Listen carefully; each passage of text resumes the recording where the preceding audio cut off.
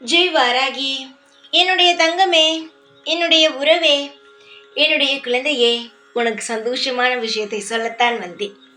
நான் சவால் விட்டே சொல்கிறேனே, இன்னும் 1 மணி நேரத்தில் நீ மனதுக்குள் எதை ஆசை வைத்து இப்பதிவை நீ கேட்கிறாயோ அது உன் வாழ்க்கையில் நிரந்தரமாகவே கிடைக்கும். சீக்கிரமாகவே 1 மணி நேரத்திற்குள் கிடைத்துவிடும்.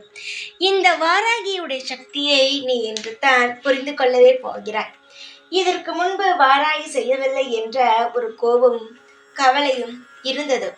ஆனால் இதற்கு பிறகு அப்படியெல்லாம் இல்லாமல் இந்த வாராகி மீது உனக்கான தனி நம்பிக்கை உருவாக உள்ளது. இந்த வாராகியானவள் எப்பேற்பட்டவள் தெரியுமா? அதை இப்பொழுதுதான் நீ புரிந்து கொள்ளவே போகிறாய்.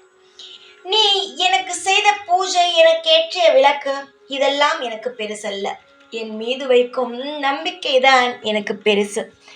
நிறைய பேர் நினைக்கிறார்கள், தெய்வத்திற்கு நாம் ஏதாவது செய்தால் தெய்வம் நமக்கானதை செய்துவிடும் என்று. அப்படியெல்லாம் அல்ல. தெய்வத்திற்கு உண்மையாக இருந்தால் போதும், தெய்வமானது உங்களுக்கு கேட்டதை அள்ளி கொடுக்கும். இதுதான் உண்மை. வாழ்க்கையில் சில விஷயங்கள் நமக்கு கஷ்டமாக நடக்கிறது என்றால் அதற்கு பின்பு மிக சந்தோஷமான ஒரு விஷயம் காத்து கொண்டு தான் இருக்கும்.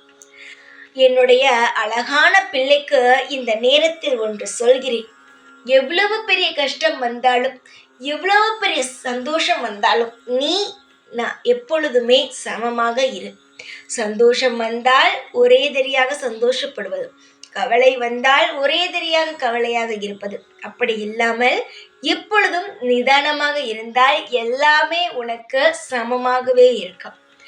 வாழ்க்கையில் நீ நிம்மதியாக இருக்க வேண்டும் என்று நினைத்தால் நான் சொல்வதை செய்.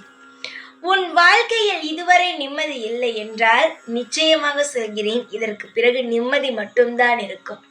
உனக்கு தேவையான அனைத்து வசதிகளும் அனைத்து தேவைகளும் உனக்கு கிடைக்கும். இந்த வாராகி உனக்காக செய்து தருவேன். ஜெய் வாராகி.